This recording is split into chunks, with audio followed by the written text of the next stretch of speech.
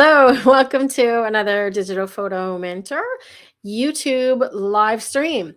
And every week I am here to present images that have been submitted by readers and viewers like you, which is why I had that screen up a moment ago. Let me just put that on there again. There we go. I like to receive images from people like yourself, and you'll watch me edit them here on this channel every week at this time so that you can see my techniques and approach to how to do photo editing. So I'm gonna just pop over here because we've got a lot of our regulars. Ron, as usual, is here. Welcome from Australia. Nigel's in the Caribbean. I'm guessing it's probably a little bit warmer in the Caribbean than it is in Canada today. We're sitting somewhere around -10 these days. So, oh, now I'm out of focus again. There I go. Let's try that. Oops, am I frozen? Sorry. There, how's that? There we go. All right.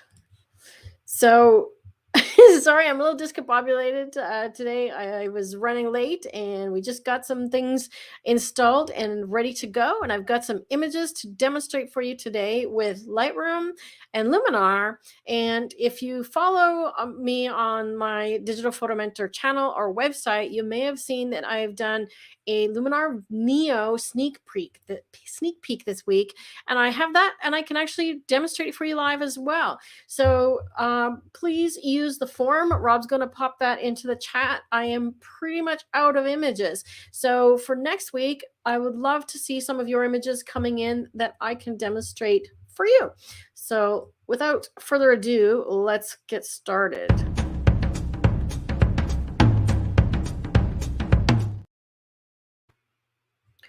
Okay, I think I'm set up right now. So there's the form. I'll just put that up on the screen. So if you copy that from the chat, and it will be in the video description below after the live is finished as well, to send in your images. So you could submit up to 2 images, raw preferably, because I can do more with those and give you a better demonstration. And I will see what I can do with it. So I've got these images here today. We don't need to have these guys in there. All right, so I've got a few images left that I haven't edited yet, and these are ones that are previously submitted by subscribers, even some Camera Club members. I haven't seen Trish sign in yet, but she's often here. I've got a couple of hers as well from New Zealand, Deb May. So I'm just going to start at the beginning here because I've got a lot of landscape images. And if you're into landscape photography, a lot of the things that I will be demonstrating apply to just about any kind of landscape photo. Trish is here. Awesome. Hey, Trish. So I've got some of the ones that you submitted before. It looks like maybe Vietnam. All right, so I'm going to start with this one of Stan's. Now, he sent me a JPEG. So again, the reason that I ask for raw files is because I can do more things like, you'll notice the white balance doesn't have the same options, and you don't get the same sort of exposure latitude that you have with a raw file. But let's see what we can do with this one and what I would make with it, right? So I'm going to do my basics. So if you've watched my live editing before, you may know this trick already. So I'll demonstrate it slowly the first time, and then I'm going to do it a bit faster on the next few images. And in the Lightroom basic panel, if you hold the shift key down and double click the word white, so not on the slider, but on the word itself, what it does is it pops the end of the histogram over to the right, over to the far right. Is that right? Left. That's my left, your right. The video is backwards, so I got to think about that. So it pops the histogram edge over to the right, which means that it's touching the edge. But if I hold that Alt Option key down when I click the slider, right, you'll see that there's a couple of tiny little bits that's showing there. That's clipping. I can just pull it down a little bit. And now I've just got, looks like some kind of piece of glass or something there that's clipping. So I'm not going to worry about that, something reflecting. And I'm going to do the same thing. So Shift, double click on the blacks. And on the blacks, I do like to have more items clipping. So clipping means going off the graph with no detail, right? So when I take the blacks to the left, I'm increasing it. You can see more clipping. But when I let go of the Alt key, see what happens is it's increased the contrast, but also the saturation. Look at how much more color there is than the original, right? So if you want more color, increase the blacks and the contrast before you reach for vibrance and saturation. Okay. So another regular from Manitoba. Hi, Rita. Are you in Winnipeg, and how is it? Is it Winterpeg these days? I'm also going to go up to this top panel here. Okay, you can change the camera profile inside of Lightroom. You can do this in Luminar as well. And often, okay, now I don't see the camera ones because he's exported me a JPEG, right? So I could look through the basic ones, which are literally just black and white or color, or we could see if there's anything that's artistic that kind of makes the image look better. So I'm scrolling through these, and I kind of like this number 5 one. It gives it sort of a warmer tint, redder, right? Or even number 2. But let's go with number 5 because it gives it sort of more of that forest feel, a little bit of red. And then I can adjust the color from there. So from 2 sliders, blacks and whites, and a color profile, that's how far we've come, right? If you want more to get rid of that sort of fog and haze, you can use that, oops, wrong slider. You can use that dehaze slider, right? Now, look what happens. When I do that, you can actually see that there's quite a few spots up here, and there's some sort of, looks like pixelation, and that's probably from the JPEG again. There's also looks like some chromatic aberration, but you can see these spots here, right? And I can actually, that's one of the things that I demonstrated in the new Luminar Neo video. It has automatic spot removal. So what I could actually do is export this image, maybe not quite to that degree with the dehaze, but I can export this image so that we can see the dust spots. And then I can try and use,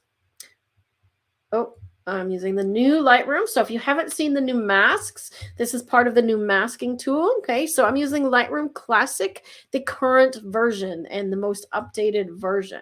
Okay, so if yours looks a little bit different, you may see something different up here. This is just a graduated filter. Okay, so I'm darkening from the edge down. Okay. Now I've made the spread quite wide, which means that it's going to fade off. So if I go really dark, right, you can see that it gradually turns to dark, right? If I make this wider, oops, grab that. Okay.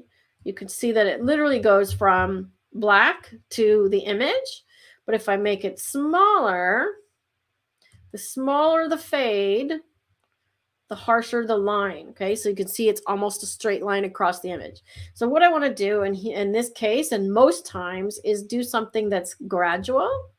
And I just wanted to darken a little bit because I want that sky to show up. So I'm going to actually increase the blacks. Now see how it's picking up the top of the trees, right? So look at that. Exposure sort of turns it to mush, okay? Because exposure, if you remember my previous teachings, is affecting the midtones, okay? So exposure made it into mush, whereas blacks brings out those trees.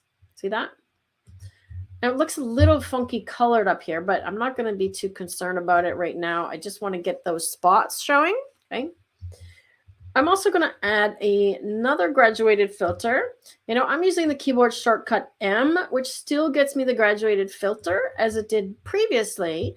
And I'm just going to darken the bottom a little bit because I want to bring attention up to that stump, okay?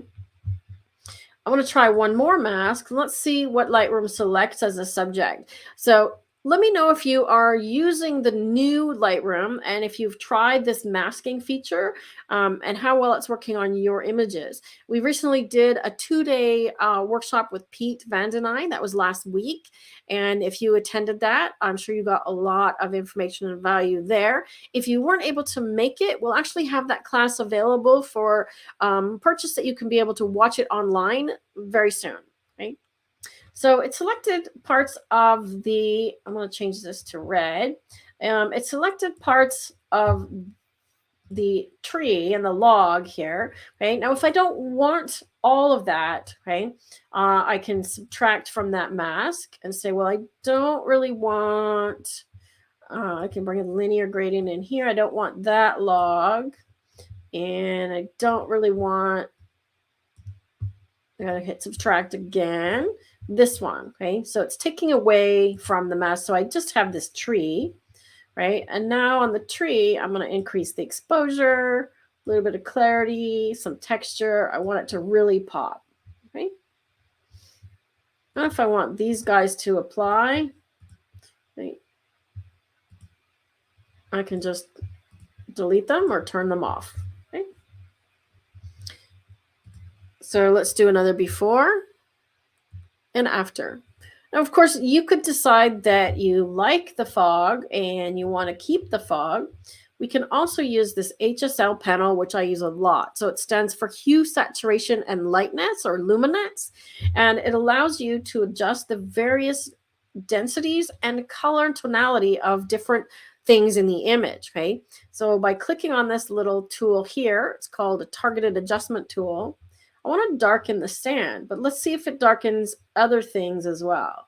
Okay, so I've just clicked and held, and you see that it's dragging down the yellow and the green sliders. So it is affecting the sand, but you'll notice that it's also affecting the trees. Okay, so I don't necessarily want the trees to go that dark because then they just look sort of flat. So I'm going to bring it down a little bit. What happens if we do orange? Okay, so orange is in the trees. Let's see the yellow. Yeah, yellow brings up back up the, I'm going to keep yellow down and green up. And then you notice that that kept the trees a little brighter. You can also play with the hue or the tint, because to me, these back trees look kind of a weird color. So I want to take some of the green out. Yeah, see there's magenta in that top sky. So just by adjusting it a little bit, right, I can turn this on and off. It's bringing out those trees and darkening the sand. Right? So there's lots of tools like this that are global edits that apply to the entire image. Anytime I'm using a slider in any of the side panels here, that's a global edit, right? So it applies to all the greens in the whole image of the same tone, okay? Now I'm actually going to export this image, and let's see if we can get rid of the dust spots. I'm just going to do a full-size JPEG. And let's see, where are we? I'm just going to put it right there for now because I need to find a folder for it. I got lots of folders and they're kind of hidden here. So I'm going to put it, I'm just going to put it right in there. Right. So now I've got Luminar Neo open on another window. Let me just drag it over here. How many of you have watched my demonstration of it that I did earlier this week? I also did a Q&A, well, FAQs, where I answered, I want to add another image. There we go. Where I answered some commonly asked questions. Okay. All right, let's go here. And I'm just going to add this image. Okay. So it's going to load the image. Now, keep in mind that this version of Luminar Neo is a really early build. It's not even a beta version yet. So, excuse me, they're calling it a technical build. So it literally just has these three tools. It has the relight, which I can show you on another image, and the power line and the dust spot removal. Okay, so we can see these dust spots here, right? And the sky is pretty grainy. So I can't do any other edits in Neo currently, but watch what happens when I click this dust spot removal, right? Look at that. They're gone, okay? And I didn't have to do a single brush or clone. I've tested this one on quite a few images that had a lot of dust, and I found that it rarely failed. Sometimes it missed a few things that it thought maybe was a cloud, like a smudge. Let me show you one that I did of my images the other day. This one here. I did this in the demonstration, And you can see that there's a lot of dust there. I'm just going to get myself off the screen so you can see the corners. Now watch what happens when I do remove dust spots on this one. Right? It does a really good job on most of it, and you probably can't even see it. But if I zoom in to the very bottom here, you can see there's kind of like a smudgy looking bit here. And I wouldn't fault Neo for missing that a little bit over here as well, because it looks like it could be a faded out cloud in the background or something, right? But if that happens, like you literally just have to paint it and click erase again because you're already in the erase tool, and just do a little bit more, right? But you'll notice that it left the bird. And if there's small birds in the background, it leaves them too. So it knows the difference between birds and dust spots, right? While I'm over here, I'll show you another. I did a few demonstrations on this image. I demonstrated removing the power lines and this one, but I pulled in another one from Vietnam as well. Now this one was an HDR that I combined. This was the place we stayed, and I was doing some photos for the lovely lady. But let's see what it does on power lines that are pretty tricky, right? Because the ones where they're just in the sky and they're not going across anything, it's pretty simple and you can do that yourself. But what would you do in a case like this? How would you even attack this? Okay, now look what it's done, right? I would say it's done 90% of the job. I might need to go do a little bit more, right? It missed this part right here, right? And how I would try and fix that, I would do it piece by piece and just do a little bit more to see. Now it's removed the tree. Let's see if I can put the tree back. Okay. You need to have some space around the object you're removing because it needs to know what to put there in its place, right? And maybe I just used too big of an area on the first go round. I find that when you do smaller, look at that, it did pretty good there. Right? And a little bit over here again, I'll just do a little more cloning on this area, right? It missed a little bit over here, but I can easily get rid of those. But for the most part, look at how good a job it did. I'm just going to back out again on a complex version of power lines, right? So 90% of the work is done. I just have to clean it up a little bit. And again, this is the first iteration of this, so it's only going to get better from here, right? I brought a couple of images to show the relight tool as well, and I'll hop back over to the other images in a moment. So the relight tool it uses depth mapping, as in it knows what's closer to the camera and what's farther away. So I'm just going to exaggerate it here and brighten what this says, brighten near and darken far. So I've taken it to the left, right? So I've made him super bright and the background super dark, and then I can adjust sort of how far away that darkness is. So look at in between his arms and his elbows, right? I can really sort of refine where that's applying. And then if there's a halo of any kind, right? If there's too much light around him or the other way around, right? I'm going to dial this back because that's obviously too much light, right? And too much darkness. You can also warm up the foreground and cool down the background, like that wall is fairly yellow. And let's see if he stands out more. Right? Look at how much I can really dial the color in. So before, right? Background wall is really bright and yellow, and after, right? I still think I'm lighting him too much, and I would overall brighten the whole image. But you can see how it really can separate your subject from the background. And I haven't done any masking, okay? It's all doing that masking for you. Add that into the Portrait Bokeh AI tool, which will be included in Neo as well. And I think you've got some really powerful tools here. All right, let's get back over to Lightroom. Any questions about that? I see some people have watched it. Let's see. Rita did watch it. Awesome. Yeah, it's I was skeptical, like many people, when they first announced another new Luminar, but I think in the long run, my end assessment is this is going to be a good thing, and it's going to help a lot of people. They're going to be satisfied. All right, let's take a look at one of Trisha's since she's here. And it looks like we're staying. Now, that looks like Vietnam for sure. This one says Vietnam right in the title. So I guessed it based on the sort of the agriculture and the hills and also the architecture. Sorry, not agriculture. Okay, so what would I do with this one? All right, so if we are just looking at the image again, I always start in the basic panel with the color profile, and she sent me a Canon file, so I've got the raw file. And just by hovering over these camera profiles, look at the difference it makes in the image. The landscape one usually brings out more greens, which it's doing. Portrait usually adds more red, but in this case, it actually looks pretty good as well. It's darkening the greens, right?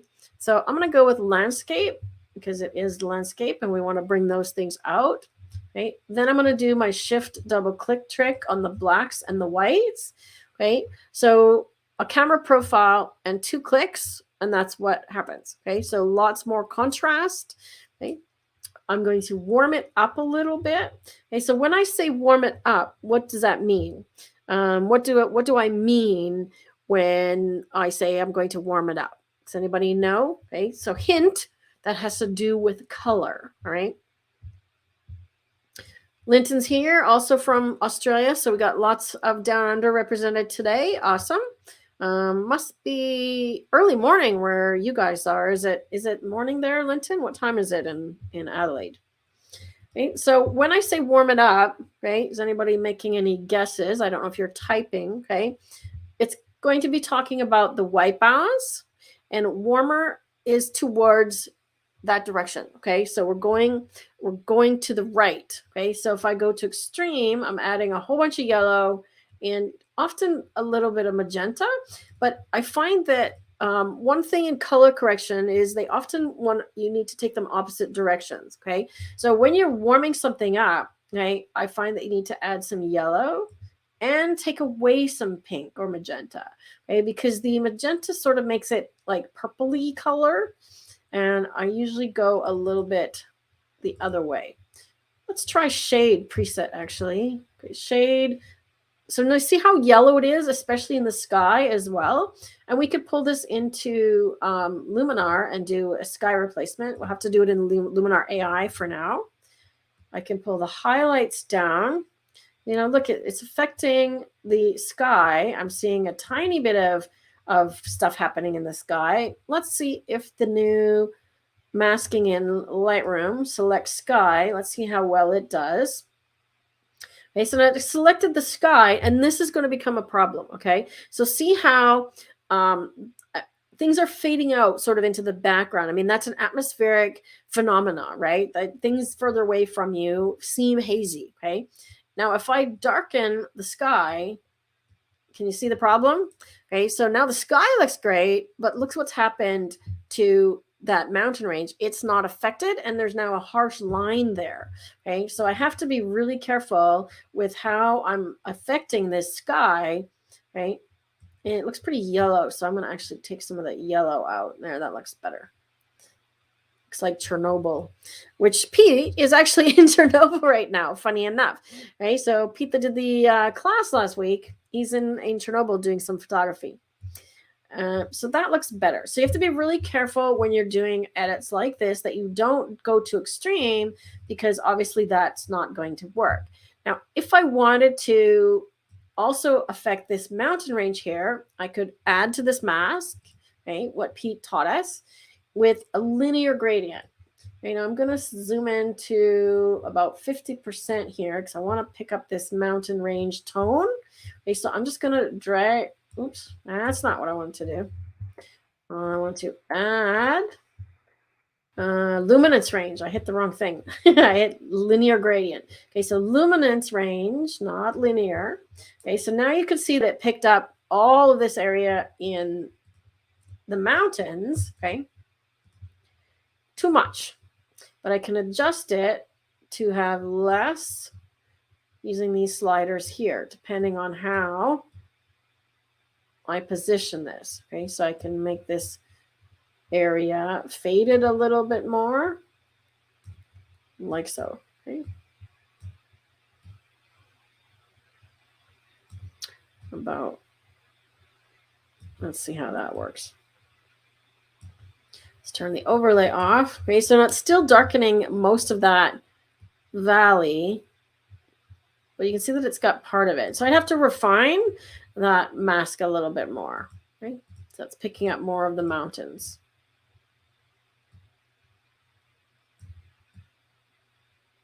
That's a little better. There we go.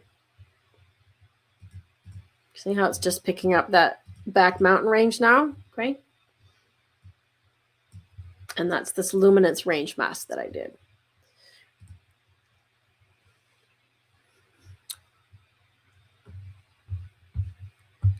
Okay, so Rob asked a question. So warmer is whiter. Now, warmer is towards the higher end of the color scale. So when we're on this scale, this temperature scale, it goes from blue to yellow. So warmer is towards yellow. So it's increasing this number.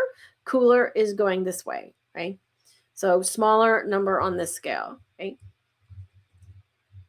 Warmer is higher.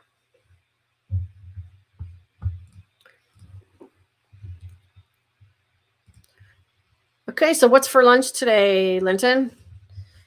Share us, what's a typical Adelaide lunch? All right, what else would I do with this image? Okay, so I want to make sure that it's straight as well. So I've got some tone control done. I've done some blacks and whites for contrast. And I might just go ahead and check that because now that I've applied the sky darkening, I want to brighten it up a little bit more. And I'm just going to darken the entire image a little bit. So we're getting there. Right, I think it's crooked. Okay, so I'm going to do a crop and just hit auto and see if it corrects. So it did a little bit. I think it's hard for the program to know because the buildings are fairly far away, but I'm trying to look at verticals of the buildings. That looks a little better, right? Now, I'm also going to crop off a lot of this sky because I really don't think it adds to the image. And where is it that we want people to look? Do we want them to look to the village or these flowers or the mountains? Okay, so there's a lot of different layers of things going on. And funny enough that Linton says sandwich, because that's kind of what I got going on right now is this image is a layer, right? So it's like there's things sandwiched in this image.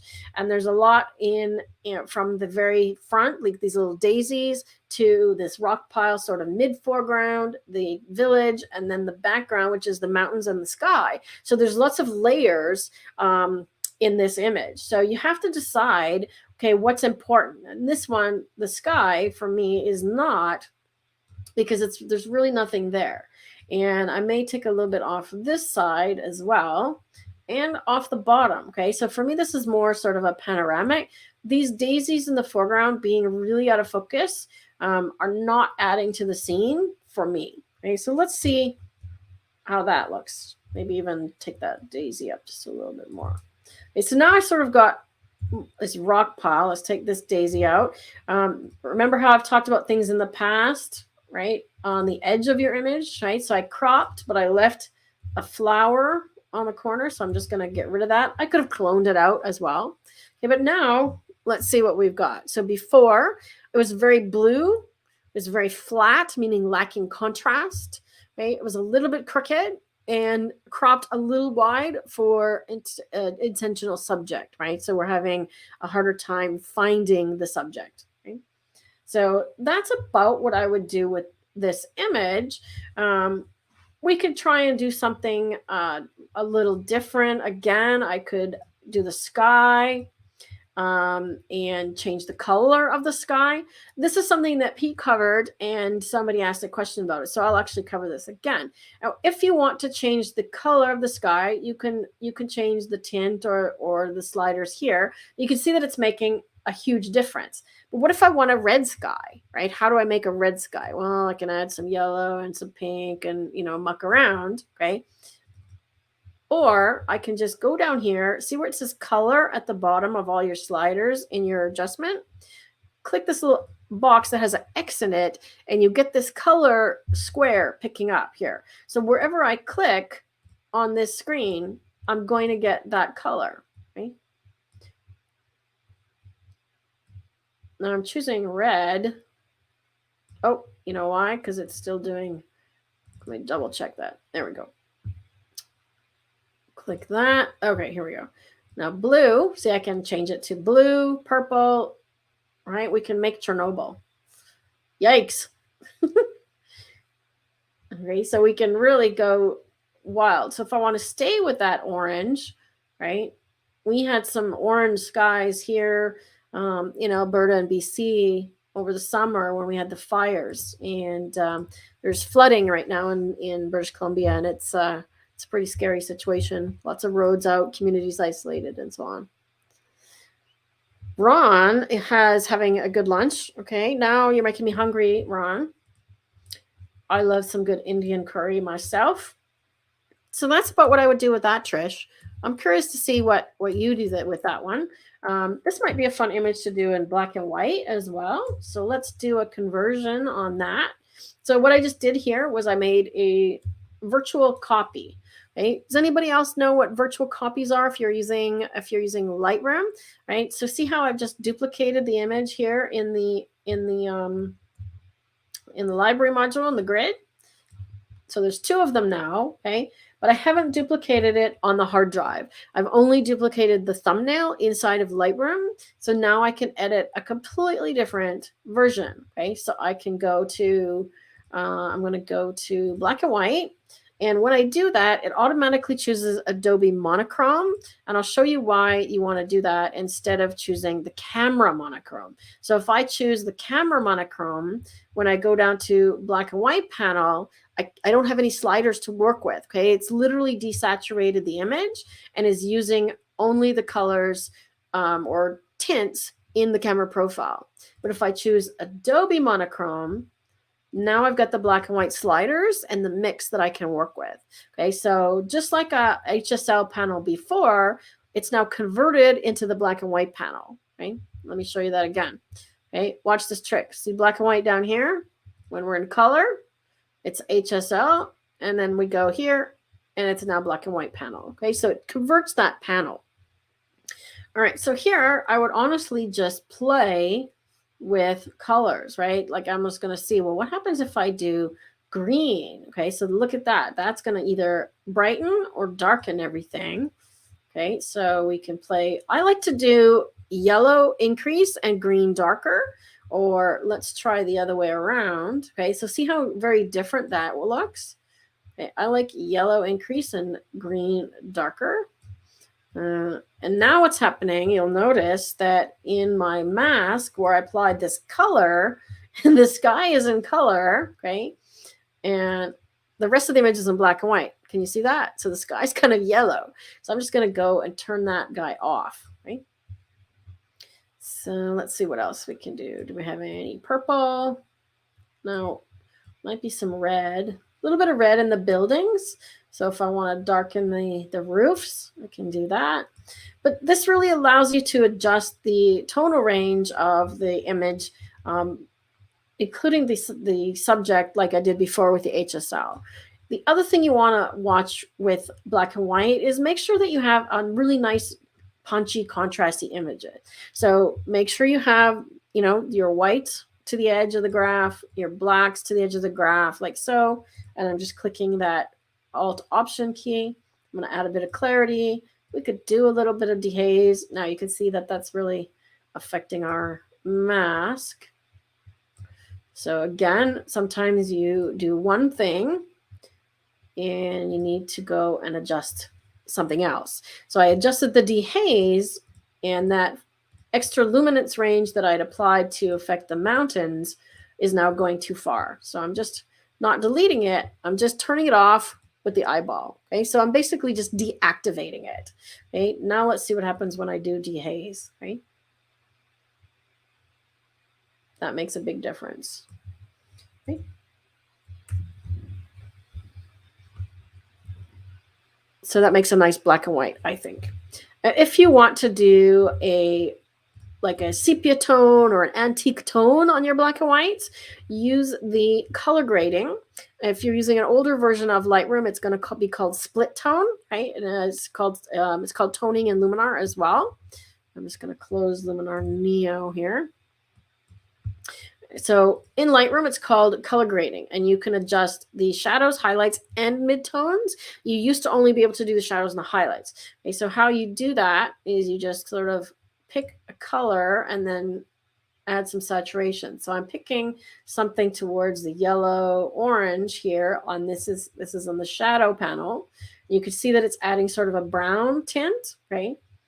So let's see, I'm just going to make note. I've got hue 60. Okay, so now I'm going to do the same thing, and I'm looking at these tiny little numbers. I don't know if you can see them on here, right here. Okay, so when I hover over it, it shows me the hue. See that? I don't know if that showed up on your screen, but I want to try and match that 60 and then increase it a little bit of saturation. There we go. So there's a difference when I leave the saturation of the highlights at 0 or no color, right? Now you can see that the sky looks really white. I personally like to do the shadows and put a lot of color in the shadows, and I'll get something that looks more like a brown tone like this, but my whites are clean. Okay, so that's more of I would call this like a chocolate toning versus a true sepia, right? A true sepia would be a little more on the yellow side, right? You can also do something cool where you can make the shadows blue. I like one that's sort of burgundy myself, actually. And then you can have yellow highlights. Okay, so that's kind of cool, right? So that's what's called a true split tone. So now we have something that looks like an antique photo, right? Where, let me just turn this color thing off. Okay, so there's the pure black and white, and there's the split tone, right? So it kind of looks like an antique picture, really fits with this image of Vietnam, right? What I might do on this one as well is pop it over to Luminar and actually add a texture to it to make it look even older, right? Let's see. Does anybody want to see me do that? Let's see. Trish uses virtual copies. Awesome. Lots of nice contrast in the mountains. Yeah, it really does. And I like the fact that you've got all these layers in the image itself, and then the mountains are layered. And I think by letting them sort of fade out and having the ones in the foreground darker, it adds to that feeling of it's fading away, right? And this really feels like an old world image. Like I know, when you visit some of these villages, and I had the same experience in Peru, like you feel like you've gone back 100 years, right? Other than the power lines over here, okay? So I'm going to pull this one into Luminar AI. We could take it into Luminar Neo if we want to remove the power lines, but honestly, they don't bother me that much, right? So there's two different workflows that you can use if you're using Luminar as a plugin for Lightroom and Photoshop. I'll show you both, okay? So you can just right-click, choose Edit In, and then choose Luminar AI. And just for the speed of processing, I'm going to run a JPEG here. And make sure that you choose Edit with Lightroom Adjustments. So basically what it's going to do then is export me a JPEG and take it into Luminar, okay? The advantage of doing that as a plugin is that they talk to each other. So then when I'm finished doing whatever I'm going to do in Luminar, I can save it and it will bring it back into Lightroom. And there we go. Okay, so I know what I want to do with this one already. I want to add a texture. So I'm just going to hop right over to the local masking on the right-hand side and click Add Texture. Right? Now we've got a full set of our Digital Photo Mentor Cuba texture pack. If you could share a link to the Cuba texture pack, please, Rob. And I'll let you in on a secret if you're watching this. Our fall sale, we said was going to expire on Sunday, but we've kind of left it open, but we just didn't tell anybody. So if you still want to grab any of our products, they're still on sale for the fall sale. Fall/Black Friday, if you want to call it that. So here's some of the textures, and I've got some other ones from different sources as well, like Skylum has some. But I'm just going to pick one that I think might look good on this image. So I want it kind of have like a grungy, old world. I don't have paper. I wish I had some crumbled paper. That would actually look really good on this one. Maybe this one. Oh, this one might be kind of interesting. Yeah, let's try this one. This one or this one.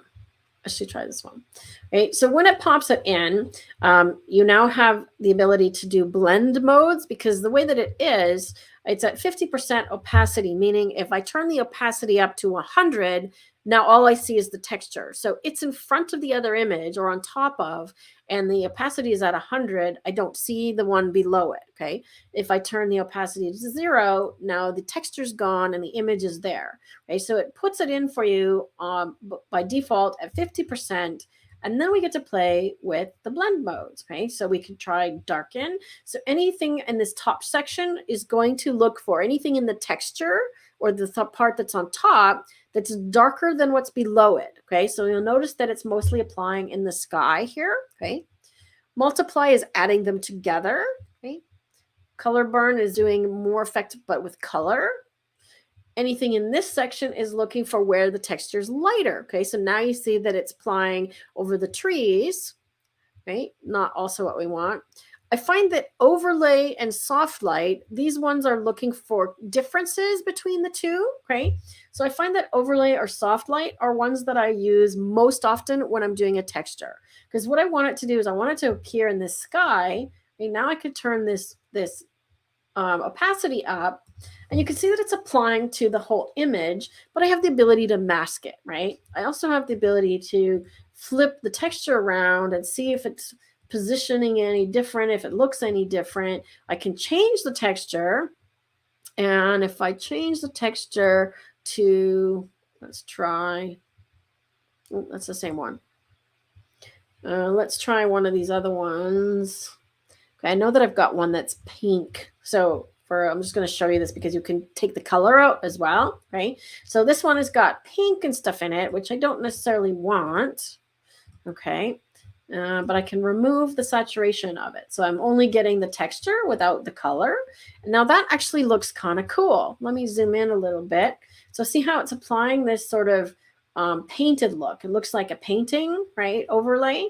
And I've got it at 100%, but I can also increase the contrast of the texture to make it show up more, right? I can darken it again to make it show up more. So I've got lots of controls in here on how it applies.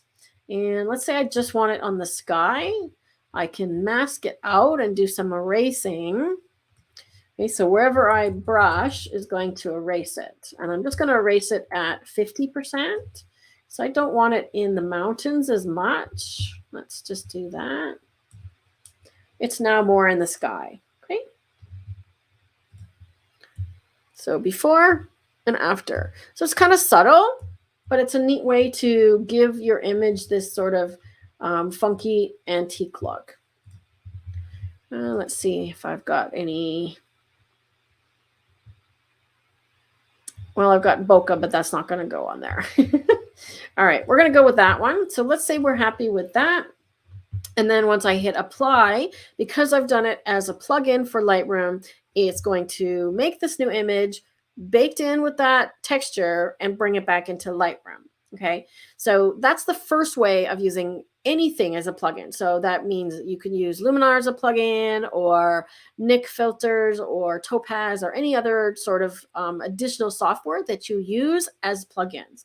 Okay, but the disadvantage is that it's now not editable anymore. Okay, so because I baked this in, if I open this new image up again in Luminar, it's going to have the edits that I've already applied to it done, and I can't edit the texture anymore. I can't undo it. Okay, so if you want to be able to do true non-destructive editing, let me show you how I would open that. Okay, it takes another step. Okay, so you notice that when I do edit in, these are all the plugins that I currently have installed. Okay, I still have Aurora HDR. So if I want to do multiple images as an HDR, I've got On Ones installed because I was testing them, and the other Topaz. Those are probably the only other two that I use is Topaz Denoise and Topaz Sharpen, right? And Luminar AI. Those are my go-to plugins. If you want to be able to open it and change it, you're going to do a slightly different process, right? So we're going to go edit in. Open as a smart object in Photoshop. You know, we're going to see how my computer does with all of these different apps open. Okay, so I've got streaming software running as well as my video camera, and now we're going to have 3 photo editing softwares running. Okay, so if you find that your computer bogs down during this process, right, and mine definitely will, because I am running all these softwares at once. Let me just turn that off.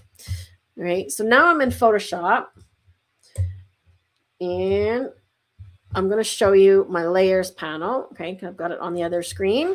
So my layers panel shows me that I have this little thing in the corner, which means that it's a smart object. Okay, when you have a smart object, if I go into apply anything as a filter, so if I go in here and now go to Luminar AI and apply something completely different, I'm going to pick a different texture. Okay.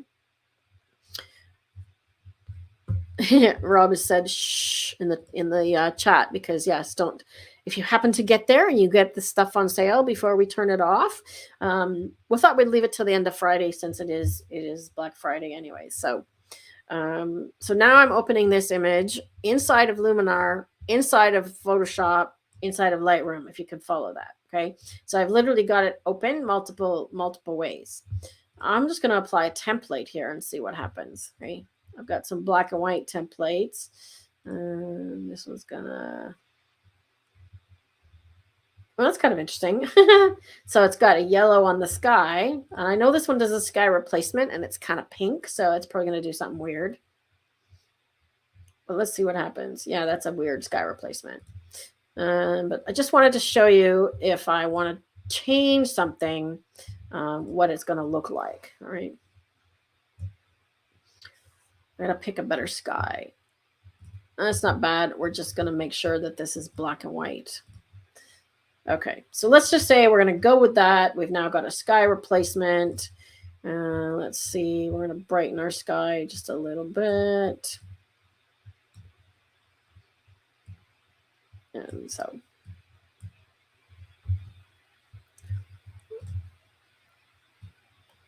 All right, so now I'm going to apply this. So it's basically the same image, but I've done a sky replacement. I can also do a texture if I want to. Let's just do similar. Okay, let's see what kind of. Ooh, that one's kind of crazy. Some textures work better than others, and you really just have to play around and see what works on your image, right? So I've got overlay. I'm going to desaturate it, and that's got a pretty strong texture, right? So I think I'm just going to lower the effect a bit. All right, so we've kind of gone crazy here with sky and texture and so on, but I just want to show you whatever I apply here, right, and save it back to Photoshop, it's going to be applied to that layer as a filter. Okay, so if you're not super Photoshop savvy, maybe stick with the Lightroom Direct to Luminar way. But if you want to be able to have the option to come back and edit it later, this is the way that you need to do it. So open from Lightroom into Photoshop. Okay, so now you can see it's applying it, right? So you can see the original image, and there's the filter being applied. Okay, so we turn it to black and white, added a sky, added a texture. Okay, now what happens if I decide I don't like it? So I'm just going to hit save. Okay, and I'm going to show you what happens in Lightroom. Right, if I close this image now, it's going to save it and bring it back into Lightroom as a new image, and we're going to see this image show up. Okay, there it is. Okay, now watch what happens if I go back to Photoshop, okay, and open Luminar again. Okay, so all I have to do is double click on the filter that I've applied. So whatever plugin you're using, and it's going to open up Luminar again. Okay, I'm taxing my computer to the max here. Let me just have a sip of water. Rob's mentioning our Portrait Fundamentals course. Yes, we've had a lot of sales of that. So I know Linton actually just grabbed it recently. So can I quote you, Linton? he said he's looked at it before. I'm going to quote him. And he couldn't resist the price this time. So I hope you're enjoying those lessons, Linton. Remember to join the Facebook group as well. So I'm just going to undo some of this stuff. So I don't like the sky. We're just going to undo that. And I don't like this whole Toscana thing that it's edited. I'm just going to slide that back. Right. So now it's not black and white anymore. And I've got that texture. And let's say I want a different texture. Let's choose this one. This one is really sort of a paint texture. Yeah, so look at that. That one's kind of cool. That's a better texture for this image. And we're going to give it a bit more contrast. And then I'm going to do a gradient mask. And you can see I did it upside down. Let's do it that way. So now it's only applying on the sky. I can continue to paint it out at my leisure here. I don't want it, erase. I don't want it on the mountains as much, just the sky. And now we can apply it. Okay, so it's going to apply it again in Luminar, save it back to Photoshop, okay, because they all work together. And as soon as Luminar is closed, see it's processing, it's thinking, okay. And then it's going to pop back to Photoshop, okay, plugin started, it's applying it, and then you'll see the image change right there on the screen, okay. Now notice, again, I'm going back to Lightroom, it's still black and white, okay, and this is the PSD file, so you can see the name here, the extension, okay, so the Photoshop document, that's the one we just saved a moment ago, okay. Now watch what happens when I save it in Photoshop one more time. So I'm just going to, I'm hitting the shortcut, but I'm just doing save. So Command or Control S, and then I'm going to close it, right? And when I come back to Lightroom, what do you think is going to happen? It's now updated it, okay?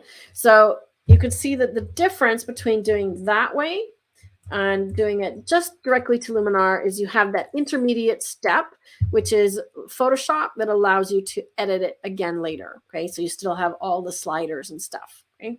So a little bit complex editing on that one, but I think that was a good example to show a more complex workflow if that's something that you want to do. All right, let me do a quick mention here. If you are a member of a camera club, like I know that Linton is, I can't remember if you're in a camera club or not, Trish, but I'd love to hear from Ron as well. I think we talked about that in the past. We did a live session like this last week for a camera club in the US, and I've done a few other Canadian clubs, and we did do an Australian one, or we did one for Linton's, I believe, but we will do a special one of these for a camera club where it's just the camera club's images that I'm editing that week. Okay, so if you're in a camera club, please just send me an email. If you're not on my email list, pop our contact form into the chat there, please, Rob. Just send me a message and say, hey, I'm a member of a camera club. I'll send you the information to send to the organizers of the club, and then you can decide if that's something that you want to do. And there's absolutely no charge for that, right? Another quick reminder, please send me your photos. We really need to have some more photos to edit next week, right? And while you're here, please remember to give this video a thumbs up and to subscribe to the channel. And you can also, if you go to the live page, Rob, there's another link for you. So our YouTube live page, which is where you are right now watching this, right? You can hit the notifications button, and then when we go live again, you'll get a message or a notice on YouTube, which will come to your phone or wherever you get your notices, right? Awesome. Okay. Let's do a couple more. So I'm curious, Trish, how you edited that image and if I've done something different with it that maybe you haven't done.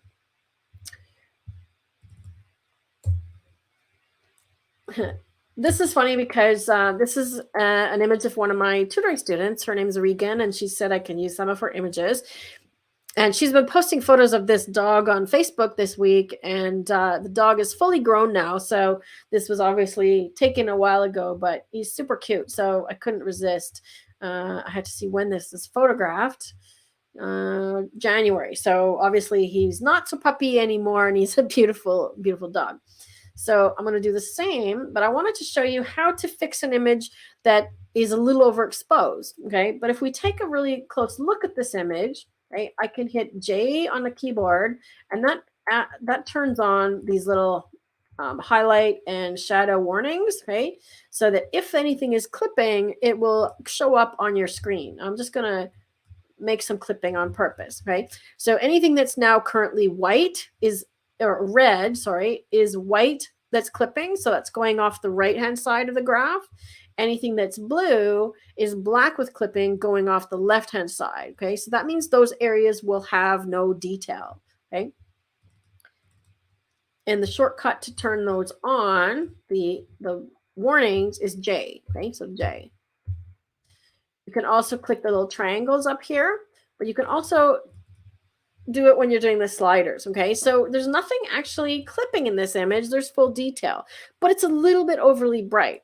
Can you please share the link to an article we have, which is Why is Your Snow Gray?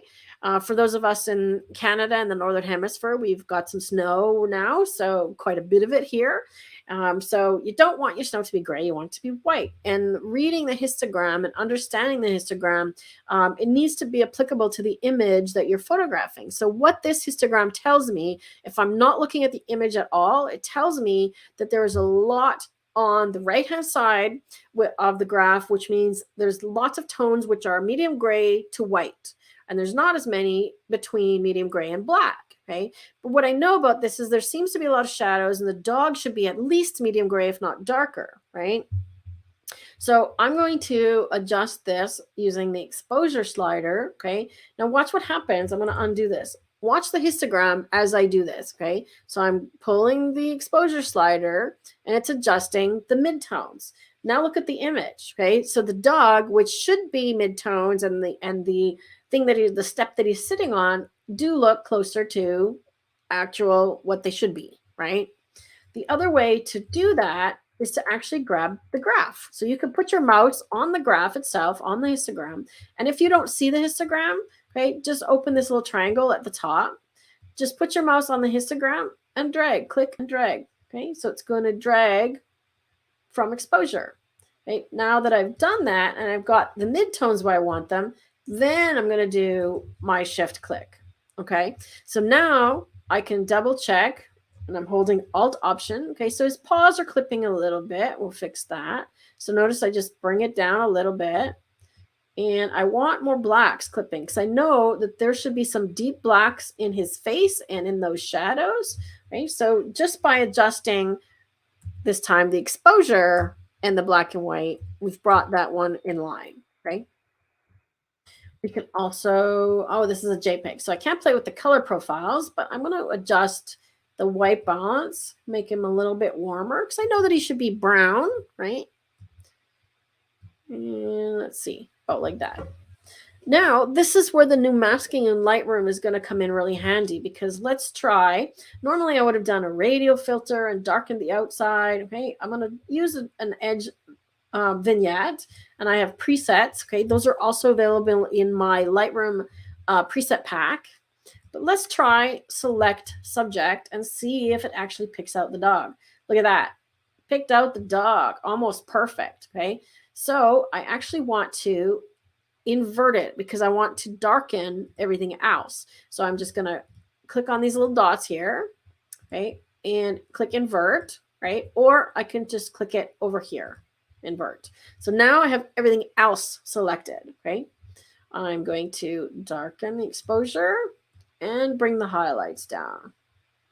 Now, if I wanted to, okay, I could also lower the clarity and the texture and the sharpness.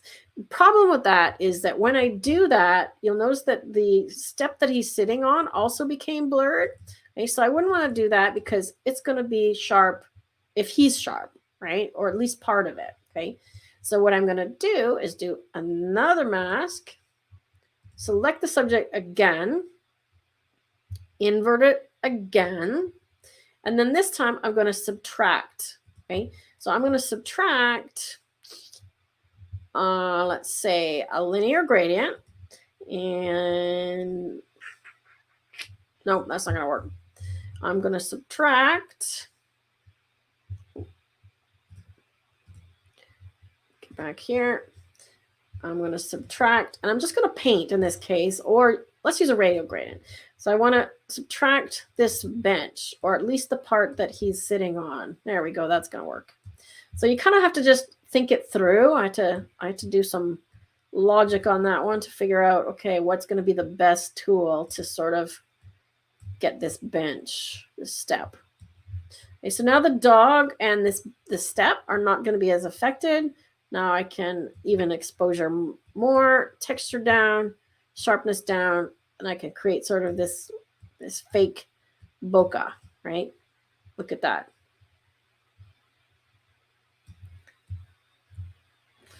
Look at the difference. Okay, so now the dog really stands out, and all I've done is darken that background.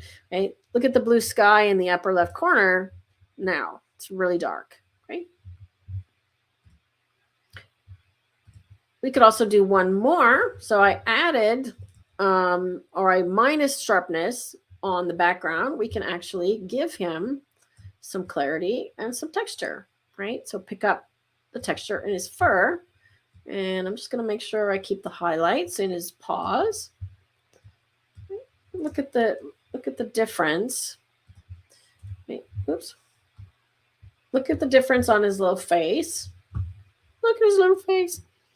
I'm a sucker for animals, right? So I've picked up texture in his face while simultaneously, I seem to like that word this week, removing detail from the background. Okay, so he now stands out. He's a super cute pup. His name is Finny. Okay. All right, let's see how we're doing here.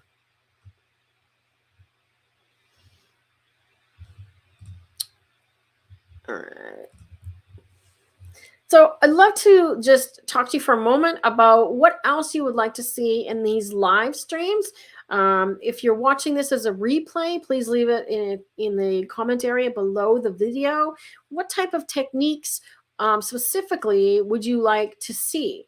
And ideally, if you can send me an image of one that you would like me to demonstrate that technique on, that would be great as well. So things like, would you like me to do, for example, a head swap? Okay, if you've ever done group photos where one person blinked and you want to take their head from a different photo, that's actually pretty easy to do. I can show you that. Do you want to see some HDR processing? Do you want to see a panoramic? These are not things that I do all that often. Same thing with focus stacking. You know, I've done it. I've also can show you star stacking and some advanced techniques and things. So let me know what it is that you would like to see me do. Right? Trish says she kept hers in color. Cooler than my edit, memory of what the day was like. Yeah, so that's a factor as well. You know what it was like, and you know that it was sort of misty and foggy and maybe cool, and you kept the tonality of the image to go with that, right? I didn't. It looked like the sky was really warm, so I just sort of went with that. Yep. Stitching photos, okay. Keep those coming in the chat, and I'm going to continue. Great. So keep those ideas coming.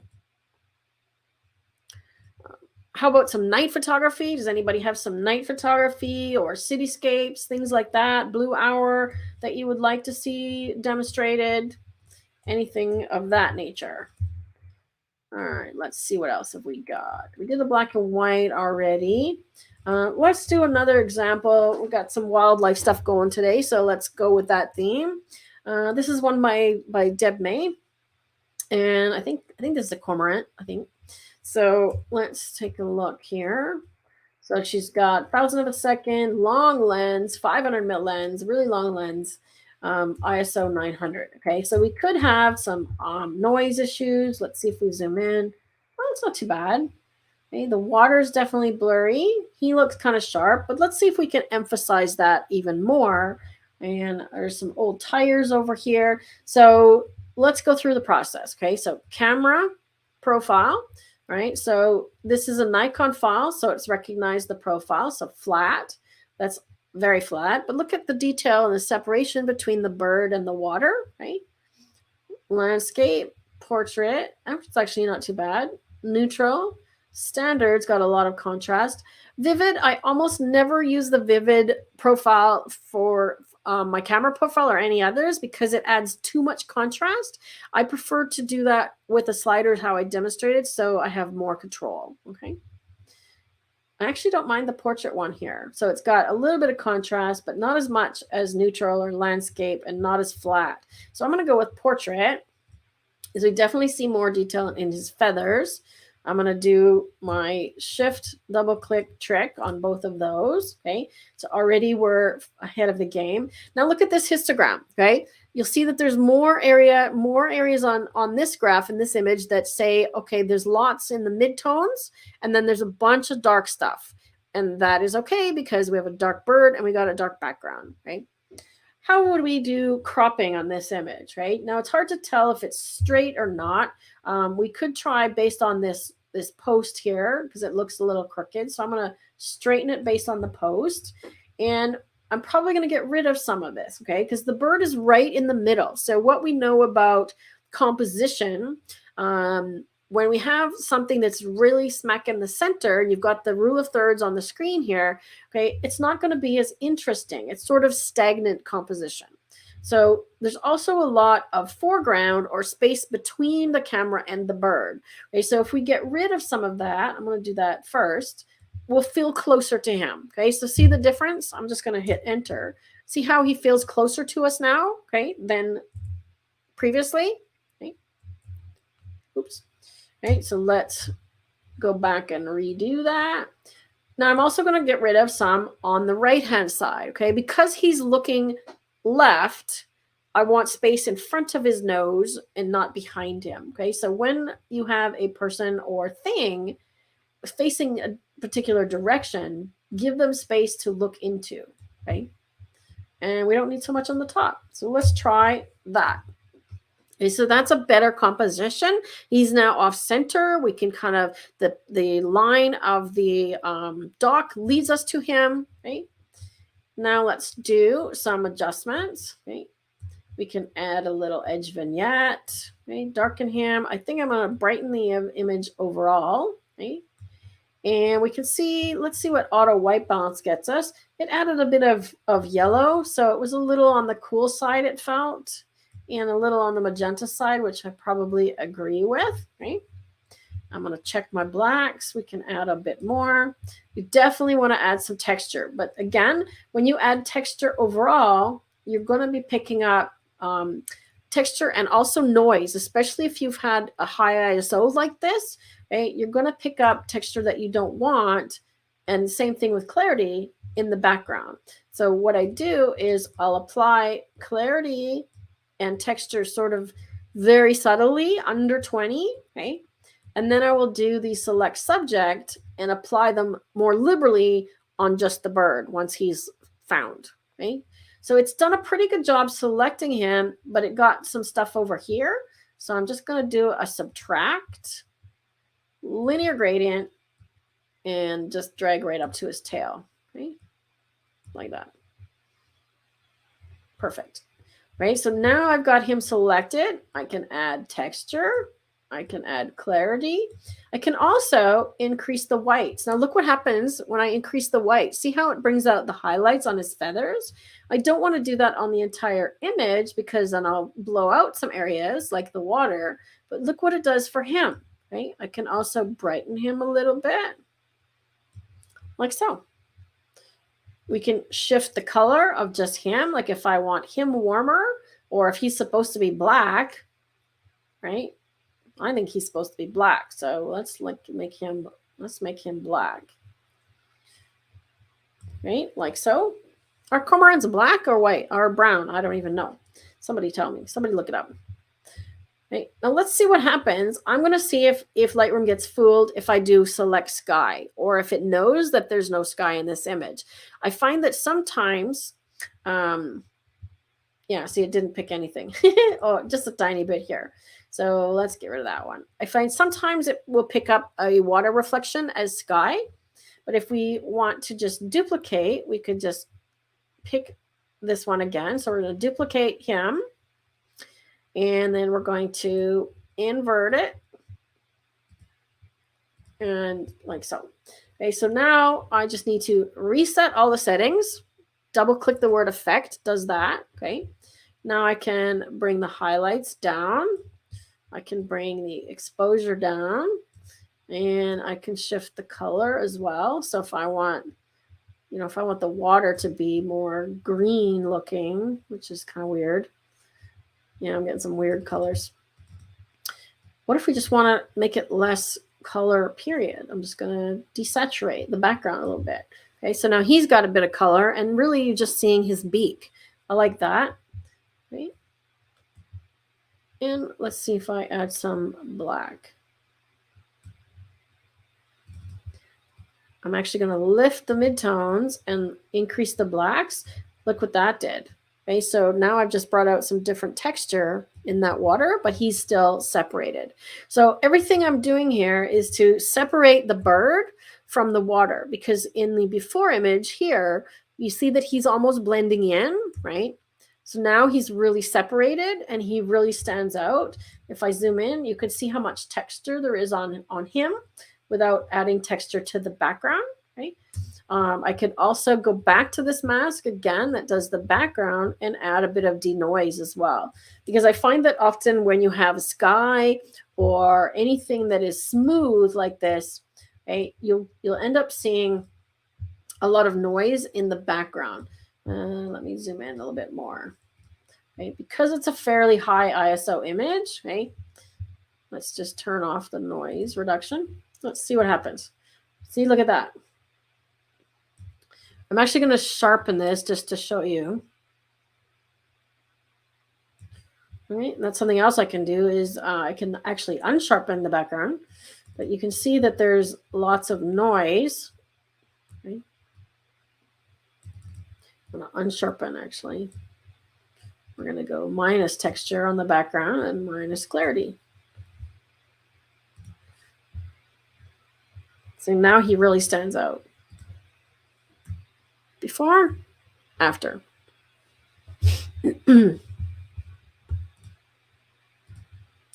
Yeah, I thought they were black. I'm guessing this is Deb's image, and I think she's in Canada or US, so it would be a North American cormorant. But yeah, I thought they were black.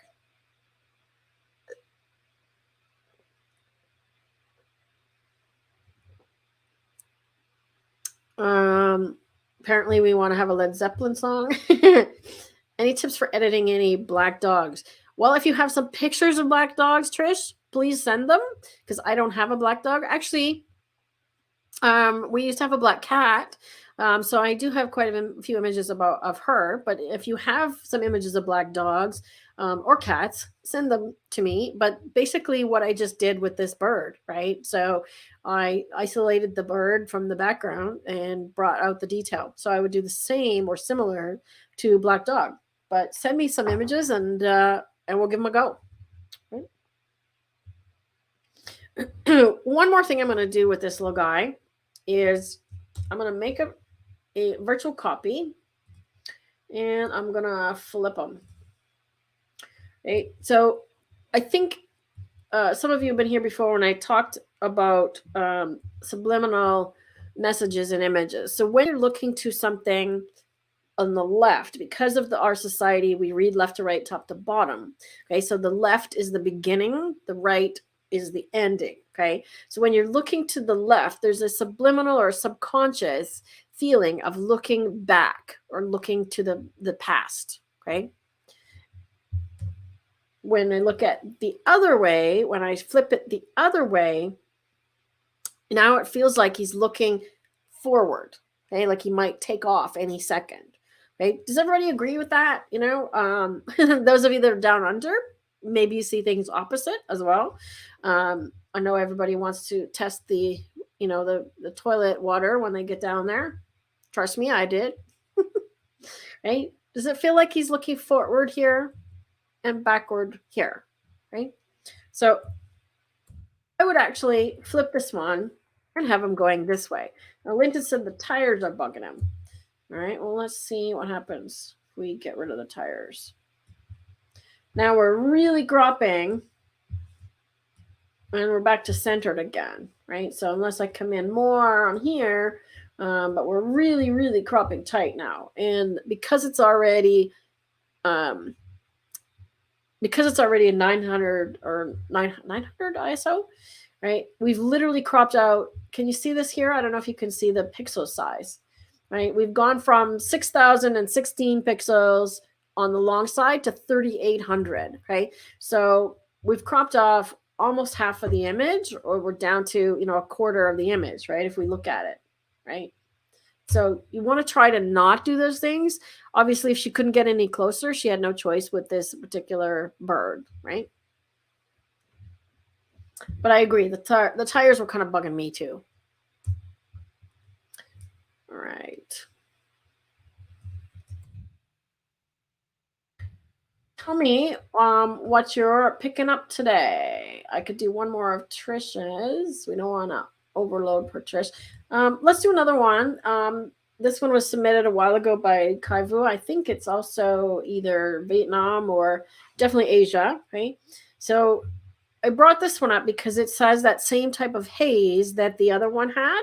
And I want to just kind of play around with the camera profiles and see how close we can get within a couple of clicks, right? So flat profile is obviously limiting the contrast. So we could go landscape or standard, or in this case, vivid, but I'll show you what happens. Let's go with vivid, because I'm going to show you what happens when I do the blacks and the whites and what happens to the color. Okay, so it did bring out some color here, but it's going to become problematic, and you'll see why. I'm going to do auto white balance. So we're going to do as many things as quickly as possible.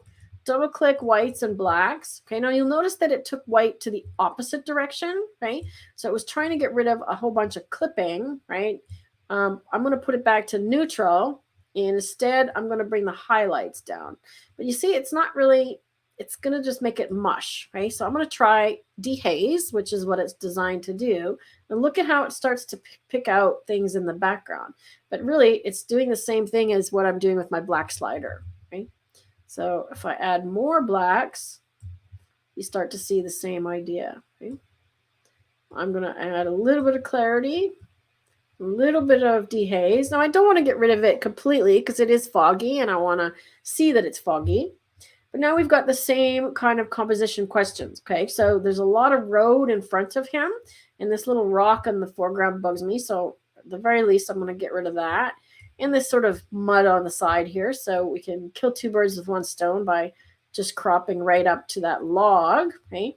Now I'm going to get rid of this stuff in the ditch over here on the side as well. Let's keep that nice tree though. Okay. And let's see how we are there.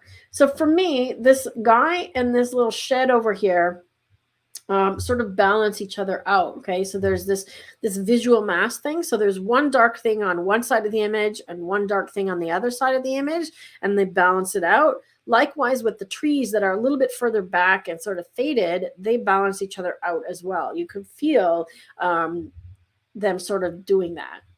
Okay, now that I've done that, I'm not happy with the color balance that Auto chose. I'm going to give it a bit less magenta. Okay, so you can see what happens on the tint slider. Okay, so it goes from green to magenta or pink.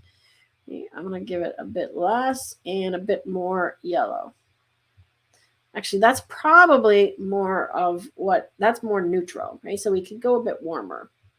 Okay.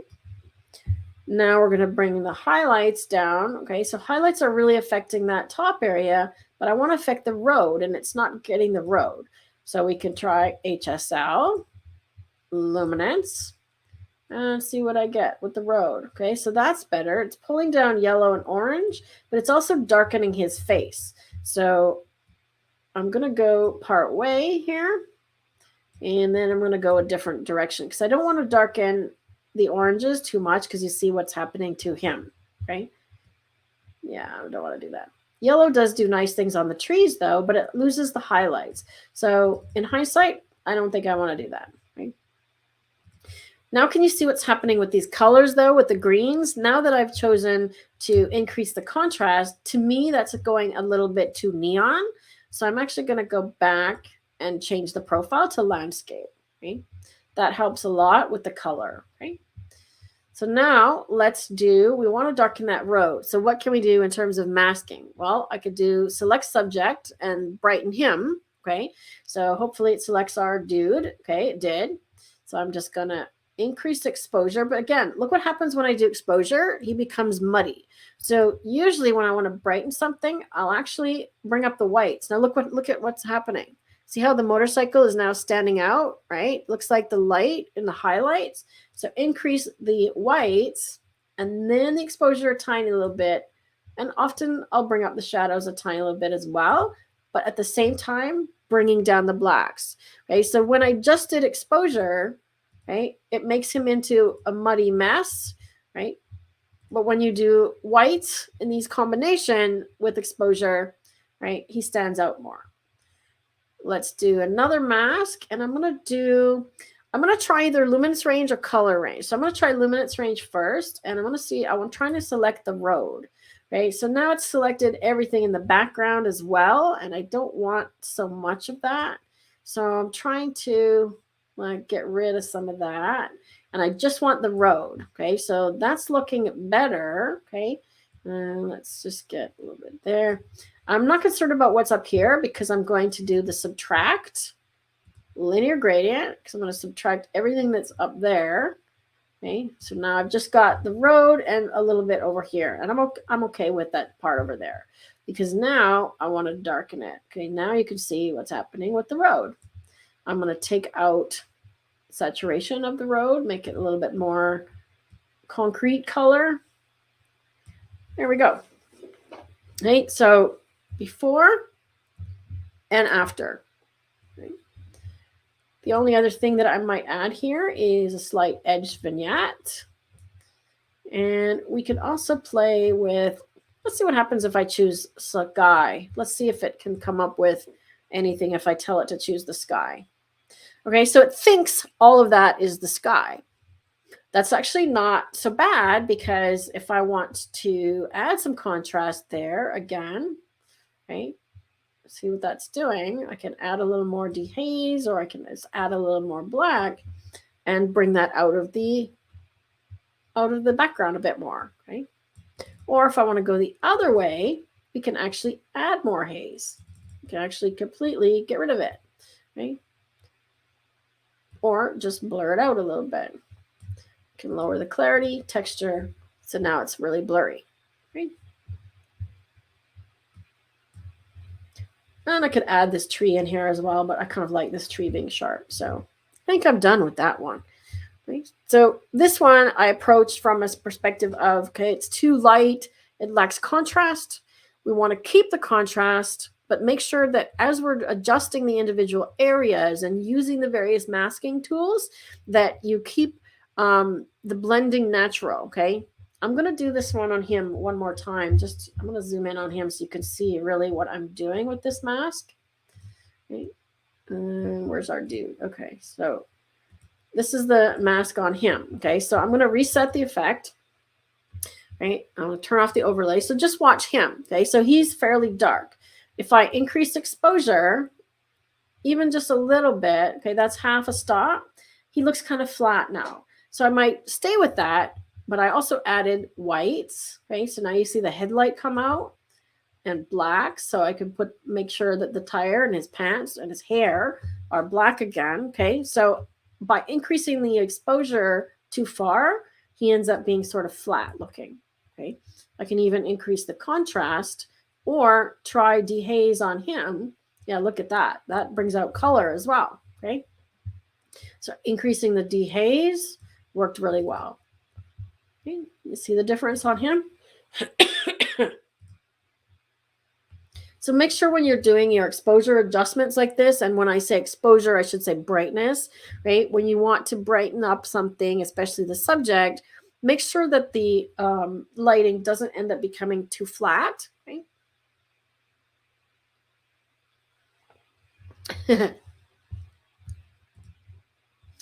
All right, what on earth is everybody chatting with about in here? But apparently Rob is having a good time. So whatever you are all talking about must be good one, right? It sounds like you're talking some other foreign language, Ron, right? Okay, did I miss any questions in here? All right, let's go back. We're talking about Black Dogs and Led Zeppelin.